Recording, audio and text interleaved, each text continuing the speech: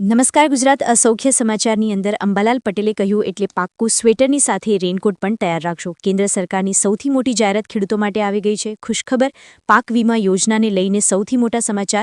ગુજરાત સરકારની સૌથી મોટી જાહેરાત. 20 રૂપિયા માંગશે તો તરત કાર્યવાહી થશે. કૃષિમંત્રીની સૌથી મોટી જાહેરાત. ખેડૂતોને દિવસે મળશે 100% મફત વીજળી. ગુજરાતમાં રોડની ખરાબ ગુણવત્તા અંગે ગુજરાતના મુખ્યમંત્રી ભડક્યા. ખેડૂત આંદોલનને લઈને પરેશ ગોસ્વામીની સૌથી મોટી જાહેરાત. ખેડૂતોને ગયા વર્ષની સહાય પણ હજુ સુધી મળી નથી.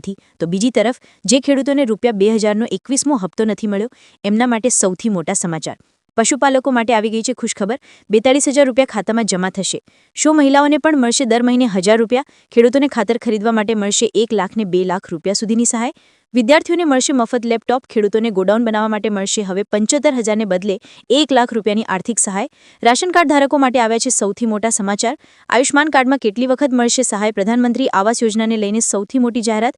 જાણો કયા ખેડૂતોને મળશે દર મહિને 3000 રૂપિયાનો હપ્તો. અને આજના સૌથી મોટા ખેડૂત ઉપયોગી સમાચાર જાણીશું આજના આ વિડીયોની અંદર. મિત્રો, દરેક સમાચાર, દરેક માહિતી જણાવીએ એ પહેલા ગુજરાતના જે પણ મિત્રો ચેનલ ઉપર જો પહેલીવાર આવ્યા હોય તો મિત્રો ખાસ કરીને વિડીયોને એક લાઇક કરી TV7 ગુજરાતી યુટ્યુબ ચેનલને સબસ્ક્રાઇબ કરવાનું ભૂલતા નહીં. સાથે આજનો આ વિડીયો છે જેને અંત સુધી જોતા રહેજો.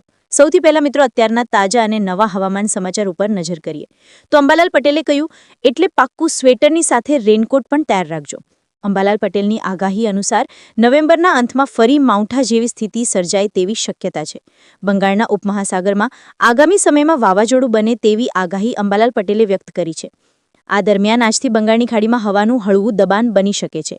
22 નવેમ્બરથી અરબી સમુદ્રમાં લો પ્રેશર બની શકે છે, જે ડિસેમ્બર મહિનામાં માવઠાની શક્યતા વધારશે. આગામી દિવસોમાં ઠંડીનું જોર વધશે. સૌરાષ્ટ્ર સહિતના વિસ્તારોમાં હાડ ત્રીજાવતી ઠંડી પડશે તેવી આગાહી પણ અંબાલાલ પટેલે વ્યક્ત કરી છે. એક તરફ ભરશિયાળે વાવાઝોડાની આગાહી તો બીજી તરફ હાડ ત્રીજાવતી ઠંડીની આગાહી પણ અંબાલાલ પટેલે વ્યક્ત કરી છે. મિત્રો, ત્યાંના સમાચાર ઉપર નજર કરીએ તો કૃષિમંત્રીની સૌથી મોટી જાહેરાત. PM કિસાન યોજનાના ₹2021માં હપ્તા પછી ખેડૂતોને મળી છે સૌથી મોટી અને નવી ભેટ. દેશના કરોડો ખેડૂતો માટે સૌથી મોટા સમાચાર સામે આવ્યા છે. PM કિસાન યોજનાનો 21મો હપ્તો 19 નવેમ્બરના રોજ ખેડૂતોના ખાતામાં જમા થઈ ગયો છે. ત્યારે હવે સરકારે પાક વીમા યોજના અંગે સૌથી મોટો નિર્ણય લીધો છે. ખેડૂતો ઘણા વર્ષોથી માંગ કરી રહ્યા છે. ખેડૂતો માટે એક મોટો પડકાર છે કે જો તેમના મહેનતથી કમાયેલા પાક અચાનક જંગલી પ્રાણીઓના હુમલાથી નાશ પામે છે અથવા તો કુદરતી આફત જેમ કે ભારે વરસાદ અને પાણી ભરાઈ જાય તો ખેડૂતોને સંપૂર્ણ પાક નુકસાન સહન કરવાનો વારો આવે છે. હવે સરકારે આ ચિંતા દૂર કરીને નોંધપાત્ર રાહત આપી છે ખેડૂતોને. સાથે સાથે મિત્રો, કેન્દ્રીય કૃષિમંત્રી શિવરાજસિંહ ચૌહાણે જાહેરાત કરી છે કે પ્રધાનમંત્રી ફસલ વીમા યોજનામાં 2 નવા જોખમો ઉમેરવામાં આવ્યા છે. પ્રથમ જોખમ જંગલી પ્રાણીઓ દ્વારા પાકને નુકસાન. બીજું જોખમ વધુ પડતા વરસાદ અને પાણી ભરાઈ જવાથી પાકને નુકસાન થાય છે. આ બંને જોખમો હવે વીમા યોજના હેઠળ આવરી લેવામાં આવશે અને ખેડૂતોને તેનો લાભ ખરીફ સિઝનથી મળવાપાત્ર રહેશે. સરકારના જણાવ્યા મુજબ જો હાથી, જંગલી ઢોકર, નીલગાય, હરણ અને વાંદરા ખેડૂતોના વીમાકૃત પાકને નુકસાન પહોંચાડે છે તો ખેડૂત વીમાનો દાવો કરી શકે છે. ખેડૂતે વીમા પ્રક્રિયાની ઝડપની બનાવવા માટે 72 કલાકની અંદર પાક વીમા એપ્લિકેશન પર જીઓ ટેગ કરેલા ફોટા સાથે નુકસાનીની માહિતી દાખલ કરવાની રહેશે. મિત્રો, ત્યાર પછીના સમાચાર ઉપર નજર કરીએ તો ખેડૂતોને ગયા વર્ષની સહાય પણ ચૂકવવાની બાકી છે. ગુજરાત સરકારે વર્ષ 2024માં પાક નુકસાન માટે જાહેર કરેલા 1769 કરોડના રાહત પેકેજમાંથી ખેડૂતોને હજુ સુધી 500 કરોડ રૂપિયા ચૂકવાયા નથી. બીજી તરફ સરકારે જાહેર કરેલા 10,000 કરોડના નવા પેકેજમાં પણ સર્વર ડાઉન અને ટેકનિકલ ખામીના કારણે ખેડૂતો અરજી પ્રક્રિયામાં પરેશાન. ખેડૂતોની દર્દ છે કે 29 નવેમ્બરની છેલ્લી તારીખ નજીક હોવાથી તેઓ સરકારી સહાયથી વંચિત રહી ન જાય. મિત્રો, ત્યાર પછીનો આંદોલનને લઈને પરેશ ગોસ્વામીની સૌથી મોટી જાહેરાત. પરેશ ગોસ્વામીએ જણાવ્યું કે હવે આંદોલન ગાંધીનગર જશે, જૂનાગઢ નહીં. સરકાર આંદોલન સહમતિ આપે કે ન આપે, આંદોલન ગાંધી ચિંધ્યા માર્ગે અમે કરીશું. પરેશ ગોસ્વામીએ વધી જણાવ્યું છે કે અમારી 3 માંગમાંથી જે માંગ સરકાર પૂરી કરશે તેનું આંદોલન સમેટાઈ જશે અને બીજા મુદ્દાનું આંદોલન રાબેતા મુજબ ચાલુ રહેશે. આ સાથે અમારું આંદોલન તોડવાના પ્રયાસો અવરા તત્વો દ્વારા કરવામાં આવશે. એમની માટે અમે વ્યવસ્થા કરીશું. આ આંદોલન એકદમ બિનરાજકીય છે, જેમાં કોઈ રાજકારણીને સ્થાન આપ્યું નથી ને આપશું પણ નહીં તેવું પરેશ ગોસ્વામીએ જણાવ્યું છે. સાથે સાથે પરેશ ગોસ્વામીએ જણાવ્યું કે હવે મહાઆંદોલન થશે. અલ્ટિમેટ પૂરું ન થતાં સૌથી મોટી જાહેરાત. સરકારને એમ હતું કે અલ્ટિમેટ આપીને આ કરીશું લેશે, પરંતુ હવે આંદોલન મહાઆંદોલન થશે. સોમવારે ખેડૂતોની મહામીટિંગ થશે. એમાં નિર્ણય લેવામાં આવશે અને તારીખ જાહેર કરવામાં આવશે. ગાંધીનગર આંદોલન માટે કઈ તારીખે જવાનું છે? સોમવારની મિટિંગમાં ગુજરાતના કોઈ ખેડૂતોએ આવવાનું નથી. માત્ર ખેડૂત આગેવાનોની મિટિંગ હશે. સરકારને ધ્રુજાવી દે એટલા ખેડૂતો ભેગા થવાનું છે. ગાંધીનગર જવાનું છે. શું તમે આવશો કે નહીં આવો ખાસ નીચે કોમેન્ટ બોક્સમાં જણાવી આપજો. પરંતુ પરેશ ગોસ્વામીએ કહ્યું એટલે પાક્કું હવે મહાઆંદોલન થશે. મિત્રો ત્યાર પછીના સમાચાર ઉપર નજર કરીએ તો સૌથી મોટા સમાચાર સામે આવી રહ્યા છે. આપ સૌને મિત્રો જણાવી દઈએ તો કે સમાચારમાં તમારા ખાતામાં રૂપિયા 2000નો 21મો હપ્તો જમા નથી થયો તો મૂંઝાશો નહીં, સીધું જ તમે સરકારને સંપર્ક કરી શકો છો, સરકારની ફરિયાદ નોંધાવી શકો છો. કેન્દ્ર સરકારે 19 નવેમ્બરના રોજ ખેડૂતોના ખાતામાં 21મો હપ્તો રિલીઝ કરી દીધો છે. દેશના 9 કરોડથી વધુ ખેડૂતોના ખાતામાં 2000 રૂપિયા ટ્રાન્સફર થયા છે. જો કે કોઈ કારણસર તમારા ખાતામાં પૈસા જમા થતી તમને કોઈ મૂંઝવણ હોય તો તમે સંપર્ક કરી શકો છો. એના માટે તમે પીએમ કિસાનની જે ઈમેલ આઈડી છે અથવા તો હેલ્પલાઇન નંબર આપવામાં આવ્યો છે ત્યાં જઈને સંપર્ક કરી શકો છો.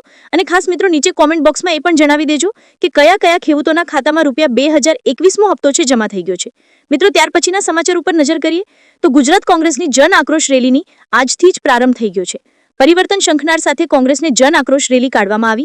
1100 કિલોમીટરના ભ્રમણમાં સમગ્ર ઉત્તર ગુજરાતની જનતાઓને આક્રોશના વાંચા આપવામાં આવ્યા. ત્યારે કોંગ્રેસના નેતા દ્વારા ગુજરાતની મહિલાઓને પણ બિહારની જેમ ખાતામાં 10,000 રૂપિયા આવે તેવી માંગ કરવામાં આવે છે, કારણ કે બિહારની મહિલાઓને 10,000 રૂપિયાની આર્થિક સહાય પૂરી પાડવામાં આવે છે.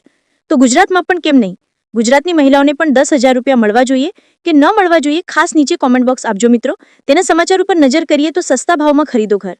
છેલ્લી તારીખ નજીક પ્રધાનમંત્રી આવાસ યોજના હેઠળ અરજીની છેલ્લી તારીખ 31 ડિસેમ્બર 2025 છે. પાત્ર લોકોએ તાત્કાલિક CSC કે પછી પોર્ટલ પર અરજી કરી દેવી જોઈએ, કારણ કે તારીખો બદલાઈ પણ શકે છે. પાત્રતા પરિવાર પાસે ભારતમાં કોઈ કાયમી ઘર ન હોવો જોઈએ. અગાઉ કોઈ સરકારી આવાસ લાભ મળી હોવો જોઈએ. આવક EEWAIG અથવા તો શેરી અથવા તો ગ્રામીણ મુજબ હોવી જોઈએ, એટલે કે ખૂબ વધુ આવક ન હોવી જોઈએ. તેવા લાભાર્થીઓ પાત્રતા ધરાવતા લાભાર્થીઓ છે એ મિત્રો પ્રધાનમંત્રી આવાસ યોજના અંતર્ગત અરજી કરી શકે છે. મિત્રોના સમાચાર ઉપર નજર કરીએ તો ખેડૂતોને દિવસે મળશે 100% વીજળી. ગુજરાતના મુખ્યમંત્રી ભૂપેન્દ્ર પટેલે પીએમ કિસાન સન્માન નિધિ કાર્યક્રમમાં મોટી જાહેરાત કરી હતી અને જણાવ્યું હતું કે રાજ્યમાં હાલ 99% ખેડૂતોને દિવસે વીજળી મળી રહેશે. માર્ચ 2026માં ખેડૂતોને બાકીની 2% વીજળી મળતી રહેશે, એટલે કે 100% વીજળી છે ખેડૂતોને 24 કલાક વીજળી પૂરી પાડવામાં આવશે. આથી ખેડૂતોને સિંચાઈમાં મોટી રાહત મળશે અને ખેતી પણ વધુ સમૃદ્ધ બનશે. તો ગુજરાતના મુખ્યમંત્રીની સૌથી મોટી જાહેરાત ખેડૂતોના હિતમાં લીધો છે. ઐતિહાસિક નિર્ણય, ખેડૂતોને મળશે 100% વીજળી. મિત્રો ત્યાર પછીના સમાચાર ઉપર નજર કરીએ તો પશુપાલકો માટે આવી ગઈ છે ખુશખબર. રાજ્ય સરકાર દ્વારા પ્રજાહિતના અનેક યોજનાઓમાં અમલ મૂક્યા છે અને જેમાં ખેડૂતો અને પશુપાલકો માટે સરકારે વિશેષ યોજના અમલમાં મૂકી છે. ગોબરધન યોજનાની વાત કરીએ તો 2 પશુ ધરાવતા પશુપાલકોને ગોબર ગેસ પ્લાન્ટ તેમના ઘર પાસે બનાવી આપવામાં આવશે. 42,000માં તૈયાર થતી ગોબર ગેસ પ્લાન્ટ પશુપાલકોને માત્ર 5,000માં બનાવી આપવામાં આવશે, જેમાં 25,000ની સબસિડી અને મનરેગા અંતર્ગત અન્ય 12,000ની સહાય મળશે, જેથી પશુપાલકોને ગોબર ગેસ પ્લાન્ટ માત્ર 56,000 રૂપિયામાં તૈયાર થશે. આ પ્લાન્ટથી ઉત્પન્ન થતો ગેસ પશુપાલક સીધો જ ઘર વપરાશ માટે લઈ શકે તેવી વ્યવસ્થા પણ કરી આપવામાં આવશે. મિત્રો ત્યાર પછીના સમાચાર ઉપર નજર કરી લઈએ તો હાલ સૌથી મોટા સમાચાર સામે આવી રહ્યા છે. આપ સૌને મિત્રો જણાવી દઈએ તો કે આયુષ્માન કાર્ડમાં કેટલી વખત તમને સહાય મળવા પાત્ર રહેશે, તો કે વર્ષમાં તમને કેટલી વાર આયુષ્માન કાર્ડનો ઉપયોગ તમે કરી શકો છો. એમની મર્યાદા વિશે વાત કરીએ તો સીધો જવાબ છે કાર્ડનો ઉપયોગ વર્ષની દરમિયાન ઘણી વખત કરી શકો છો. દરેક પરિવાર પર દર વર્ષે 5 લાખ રૂપિયા સુધીની કેશલેસ હોસ્પિટલાઇઝેશન કવરેજ માટે હકદાર છે. આ 5 લાખ રૂપિયા મર્યાદિત પરિવાર માટે છે. આનો અર્થ એ જ થાય છે કે સારવાર એક સભ્ય દ્વારા લેવાય કે બહુ સભ્ય દ્વારા, સરકાર દ્વારા ઉઠાવવામાં આવતો કુલ ખર્ચને નાણાકીય વર્ષમાં 5 લાખ રૂપિયાથી વધુ ન હોવો જોઈએ. જો વર્ષની શરૂઆતમાં નાની પ્રક્રિયાનો ખર્ચ 50,000 થાય તો પરિવાર બાકીના 4.5 લાખ રૂપિયા પછી બીજી બીમારી માટે પણ રાખી શકે છે. મિત્રો ત્યાર પછીના સમાચાર ઉપર નજર કરી લઈએ તો હાલ સૌથી મોટા સમાચાર સામે આવી રહ્યા છે. આપ સૌને મિત્રો જણાવી દઈએ તો કે ગુજરાતના રોડની ખરાબ ગુણવત્તા કે ગુજરાતના મુખ્યમંત્રી ભૂપેન્દ્ર પટેલ ભડક્યા.